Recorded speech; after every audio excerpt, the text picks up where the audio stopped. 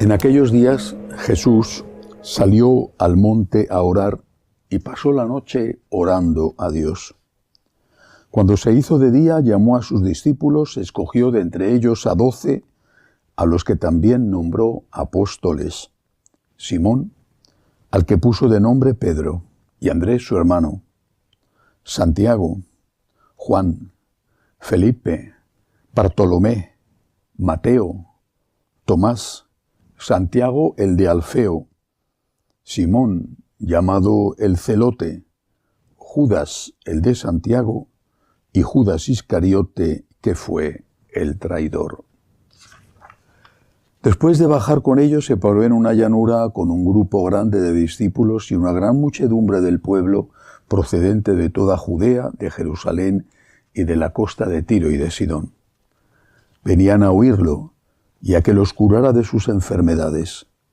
Los atormentados por espíritus inmundos quedaban curados, y toda la gente trataba de tocarlo, porque salía de él una fuerza que los curaba a todos. Palabra del Señor. Gloria a ti, Señor Jesús. Cuando definimos la Iglesia católica, decimos que es una, santa, católica y apostólica. Una significa que, aunque está en muchísimos países, tenemos la misma fe y celebramos la misma liturgia, aunque pueda haber ritos distintos. Nosotros también estamos como Iglesia única, una, unida, estamos bajo la autoridad del vicario de Cristo. Cada obispo en su diócesis es sucesor de los apóstoles, pero todos en unidad con el vicario de Cristo. Decimos que la Iglesia es santa porque ofrece los instrumentos para la santificación, los sacramentos, que los ofrece, algunos de ellos de forma exclusiva, por los sacerdotes, por el obispo o un sacerdote que el obispo delegue, como es el caso de la confirmación. Pero solo el obispo, por ejemplo, puede ordenar sacerdotes, ordenar diáconos. Decimos que es católica, que significa universal, porque no es una iglesia nacional, aunque en el lenguaje vulgar decimos la iglesia alemana o la iglesia española o la iglesia colombiana. En realidad es una expresión incorrecta. La expresión verdadera, auténtica, debería de ser la iglesia que está en Colombia, que está en México, que está en Francia. Es decir, la Iglesia es una santa católica universal. No hay una Iglesia nacional que tiene su liturgia o que tiene su credo, que tiene su moral. No, es universal. Y decimos por último que es apostólica.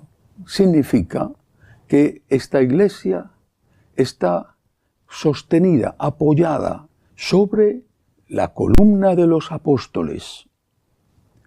Y eso quiere decir que nosotros, los católicos, tenemos la misma doctrina que enseñaron los apóstoles, que fueron testigos orales, auditivos, visuales, fueron testigos de lo que hizo nuestro Señor, de lo que enseñó nuestro Señor, de su muerte y de su resurrección. Estos testigos, los apóstoles, no solo ellos fueron los testigos, aquellas mujeres que acompañaban a Jesús también fueron testigos, y muchos discípulos, hoy habla el Evangelio de eso, muchos discípulos también fueron testigos. Pero a ellos se les encomienda esa tarea especial de transmitir las enseñanzas y de transmitir los sacramentos.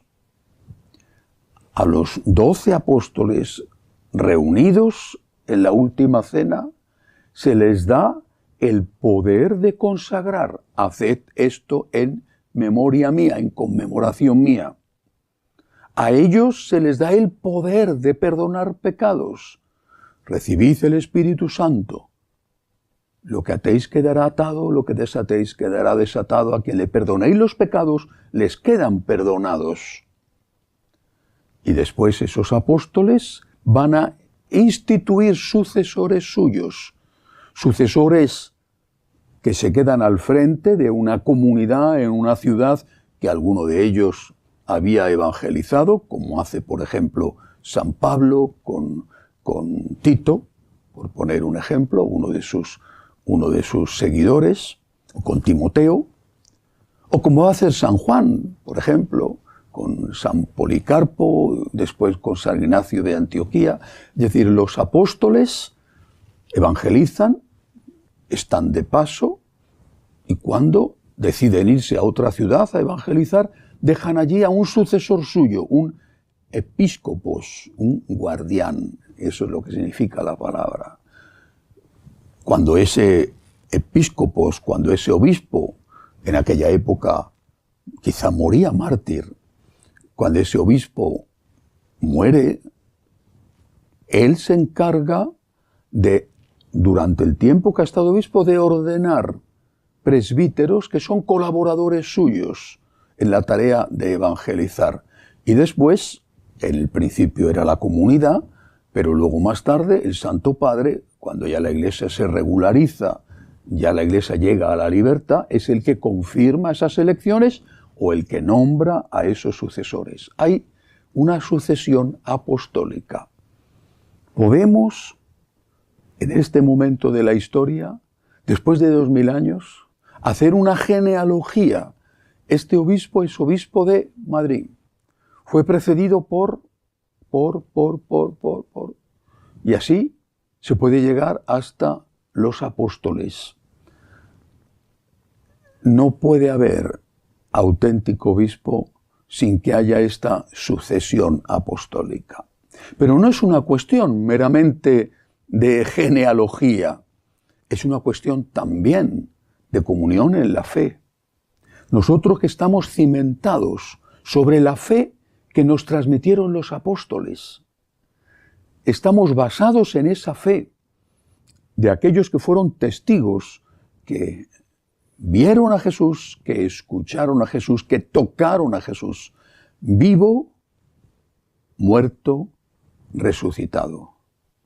Aquel Tomás que se invitó a meter los dedos en el agujero de los clavos, fue testigo de una forma privilegiada de que Cristo estaba vivo.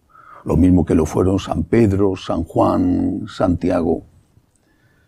Esto es tan importante que cuando hoy algunos dicen que las enseñanzas de Jesús no fueron debidamente transmitidas, o incluso se atreven a decir, blasfemando, que nuestro Señor estaba equivocado en algunas cosas porque estaba condicionado por su época, tenemos que decir, creemos en Jesús y creemos en la fidelidad de aquellos que contaron lo que vieron y que no inventaron, porque dieron su vida como certificado de autenticidad de que lo que estaban enseñando era exactamente lo que a ellos les había enseñado Jesús.